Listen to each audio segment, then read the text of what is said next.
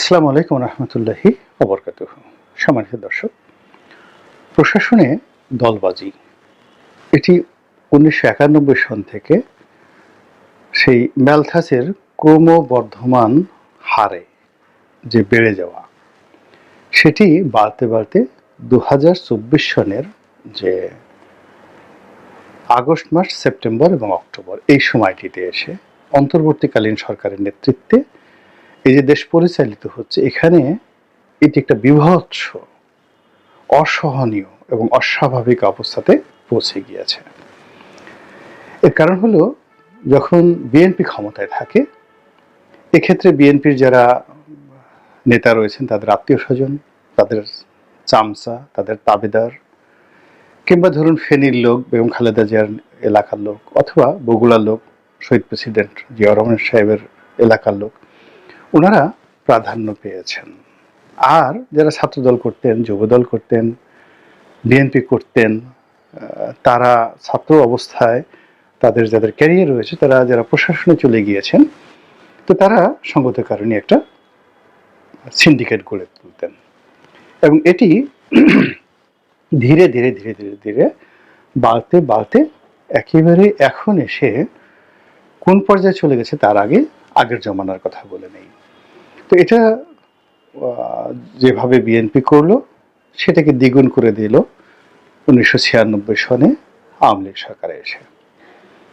এবং আওয়ামী লীগ সরকার এসে আবার যে অপকর্মগুলো করলো, এটাকে আবার কয়েক গুণ বাড়িয়ে দেওয়া হলো ২০০১ সনে বিএনপি ক্ষমতায় এসে।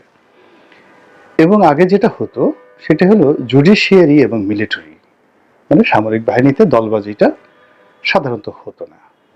কিন্তু একেবারে সর্বশেষ যেটা হলো আওয়ামী লীগ জমানাতে, পুরো জুডিশিয়ারি এবং মিলিটারিতে, এখানে এবং পুলিশ বাহিনীতে, প্রথমত গোপালী হলে, মানে গোপালগঞ্জের লোক হলে ৭ গুণ মাপ, এবং তাদেরকে সর্বক্ষেত্রে নিয়োগ দেওয়ার জন্য আওয়ামী লীগের একটা আপ্রাণ চেষ্টা ছিল। গোপালীর পরে দ্বিতীয় যেটি হলো সেটা হলো ফরিদপুরি, মানে যাদের বৃহত্তর ফরিদপুরে যাদের বাড়ি। এরপরে সবকিছুর উপরে, অর্থাৎ গোপালী এবং ফরিদপুরের উপরে নিউমারি হিসেবে, সুপার নিউমারি হিসেবে যেটি কাজ করতো, সেটি হলো শেখ পরিবারের আত্মীয়।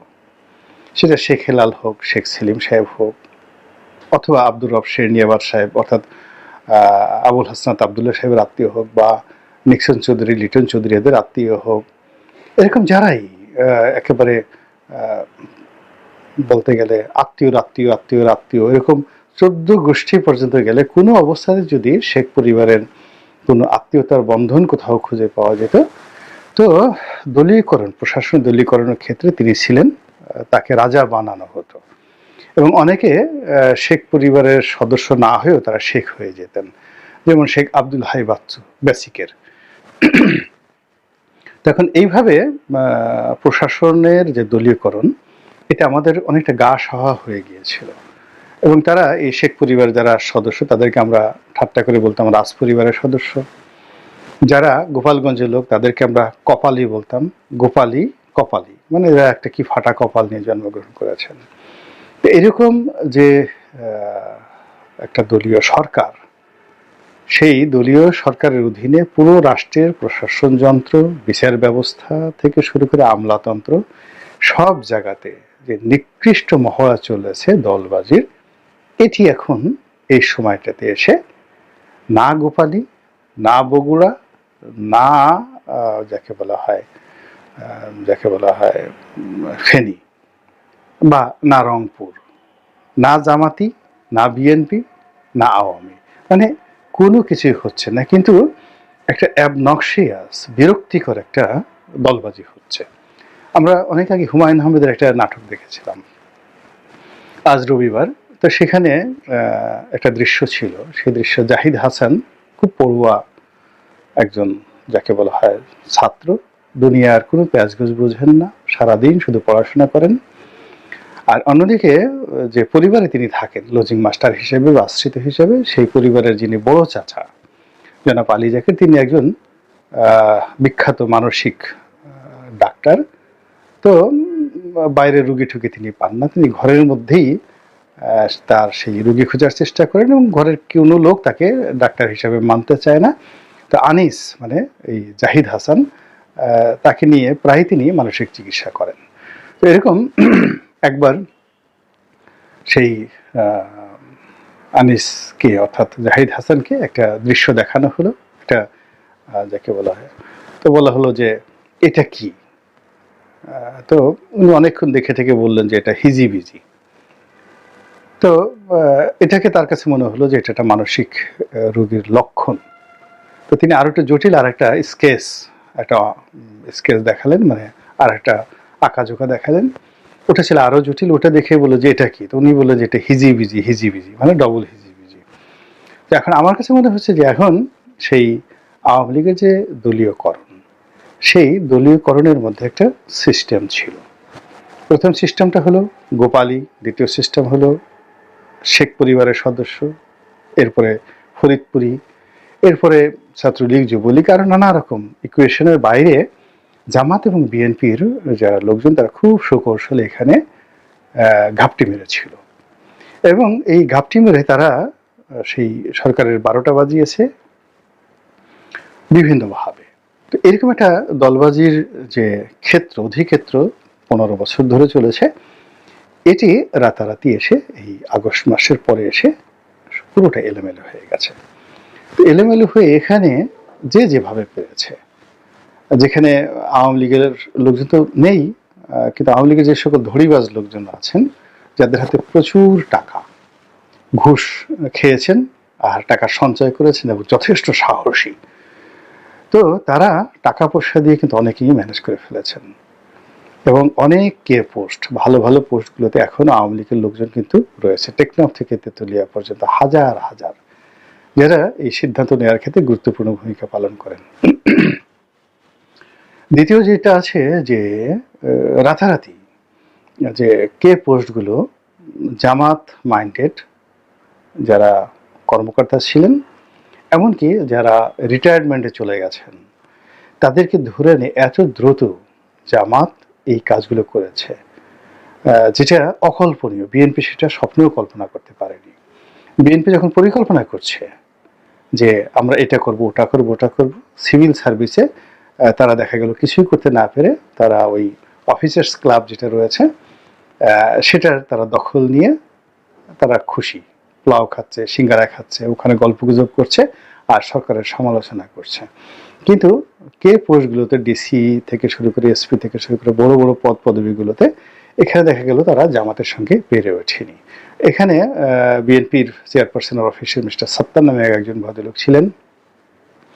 তো তিনি কয়েকদিন শোনা গিয়েছিল যে পুরো সচিবালয় তিনি নিয়ন্ত্রণ করবেন সিভিল সার্ভিস, কিন্তু তিনি সেটা ওইভাবে পারেননি। না পেরে তিনি এখন দেখা গেল যে অফিসার্স ক্লাবের নেতৃত্ব, সাধারণ সম্পাদক বা মানে সভাপতি কিছু একটা হয়েছেন, ওটা নিয়ে তিনি ব্যস্ত আছেন। কিন্তু সচিবালয় দেখা গেল ওই আওয়ামী লীগের যারা লোকজন তারা নিয়েছেন, ধড়িবাজ যারা লোক তারা নিয়েছেন, জামাতের যারা লোকজন রয়েছেন তারা এখানে নিয়েছেন। আবার পুলিশের সেই নিয়োগ বদলি নিয়ে এখানেও দেখা গেল যে বিরাট একটা বাণিজ্য করার চেষ্টা করা হয়েছে এবং অনেক দলবাজ, আমি কোন নাম বলবো না, সাবেক পুলিশ কর্তা, তারা এই নিয়োগ দিবে, বদলি দিবে, এইগুলো করে করে বিভিন্ন মিটিং মিছিল তালিকা মালিকা করে ঠরে, মানে কি বলবো, এখানে গত যারা 15 বছরে যে সমস্ত অপকর্ম যেমন বেনজিররা যারা করতে পারেনি, অনেকে দেখা গেল এই 15 দিনের মধ্যে বেনজিরের বাপ হয়ে গেছেন, কিন্তু আলটিমেটলি কাজ করতে পারেননি। এখানে অনেক কিছু দুর্নাম হয়েছে, বদনাম হয়েছে, কিন্তু আলটিমেটলি ফলটা কোনো দলেরই আসেনি। এখানেও কিন্তু কোনো রকম লেনদেন ছাড়া, কোনো রকম যাকে বলা হয় শব্দ ছাড়া অল কে পোস্টগুলো জামাতের লোকজন দখল করে ফেলেছে এবং জামাতের সহযোগিতা নিয়ে আরো অনেকেই অনেক কাজগুলো করেছে। একইভাবে আপনি দেখুন সেই জুডিশিয়ারিতে যে সারা বাংলাদেশে আইন কর্মকর্তাগুলো নিয়োগ হয়েছেন, তো সেখানেও জামাতের সঙ্গে আসলে বিএনপি শিশু। এবং এই যে আমলাতন্ত্রের যে পরিবর্তনগুলো হয়েছে, দলবাজি হয়েছে এবং যে দলবাজি প্রশাসন চলছে, এটি পুরো রাষ্ট্রের যে সিস্টেমটিকে একদম কলাপস করে দিয়েছে। আপনার যদি হাইকোর্টে একটা মামলা থাকে, যদি মানে আপনার লোয়ার কোর্টে একটা মামলা থাকে, আগে একেবারে যেটা অবধারিত, আপনার ধরেন কোনো একটা ফাইল 2,000 টাকা ঘুষ দিলে হয়ে যেত সিরিয়াল পাওয়ার জন্য বা অন্য কোনো কিছু করার জন্য, সেটি এখন 5,000 টাকা দিয়েও আপনাকে 15 দিন পর্যন্ত ঘুরতে হচ্ছে। তো এই অবস্থা ঠিক যাকে বলা হয় জেলা, যাকে বলা হয় সিভিল অ্যাডমিনিস্ট্রেশন, অর্থাৎ ডিসি অফিস, টিএনও অফিস, সেখানে ঘটে যাচ্ছে। আগে যেখানে মানে যারা বিসিএস কর্মকর্তা তারা ঘুষ নিতেন অনেকটা রাগ ঢাক করে, কিন্তু এখন দেখা যাচ্ছে অনেক ক্ষেত্রে টেবিলের উপর রেখে প্রকাশ্যে তারা ঘুষ খাচ্ছেন। এর কারণ হলো এই মুহূর্তে তাদেরকে নিয়ন্ত্রণ করার জন্য কেউ নেই। ফলে এই যে এখন যে দলবাজিটা হয়েছে, এই দলবাজির নিয়ন্ত্রণ কোনো দলের হাতে নেই। এর কারণ হলো কোনো দলই রাষ্ট্র চালাচ্ছে না।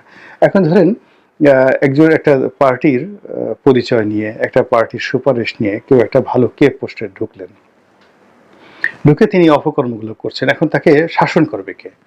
পার্টি তো তাকে শাসন করতে পারছে না, বিকজ পার্টি রাষ্ট্র ক্ষমতায় নেই। আবার রাষ্ট্র ক্ষমতায় যারা আছে তারা আবার পার্টির লোকগুলো তাদেরকে ভয় পাচ্ছে, ফলে সে যে একটা ওপেন স্পেস পাচ্ছে সেখানে রীতিমতো হিজিবিজি ইজিবিজি যা ইচ্ছে তাই করে একেবারে দেড় জাতির সর্বনাশ ঘটিয়ে দিচ্ছে।